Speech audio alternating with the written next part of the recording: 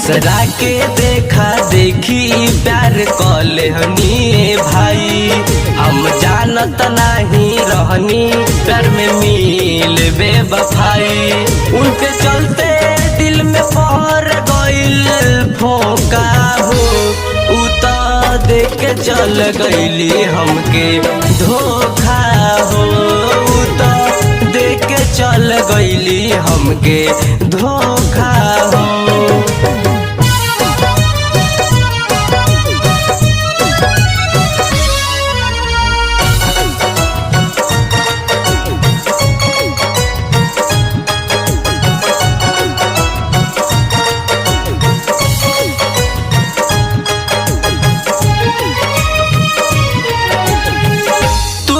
दिल प्यार हमसे जात बारू दूर हो, शीशा जैसन दिल के तू कैलू चकनाचूर हो।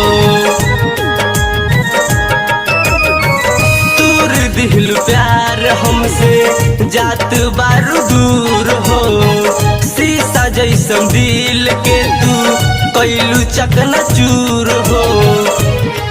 हमके भूल गइलू आई ऐसन झोखा हो, तू तो देख के चल गइलू हमके धोखा हो, तू तो देख के चल गइलू हमके धोखा हो।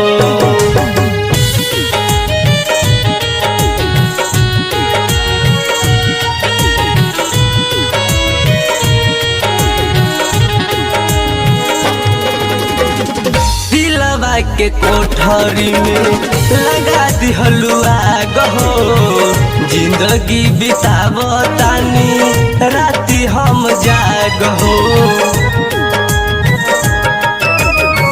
दिलवा के कोठरी में लगा दिहलू आग हो, जिंदगी बितावतानी राती हम जाग हो। कई चामदन के जिंदगी हो गइले अब खोखा हो, तू तो देख के चल गइलू हमके धोखा हो, तू तो देख के चल गइलू हमके धोखा हो।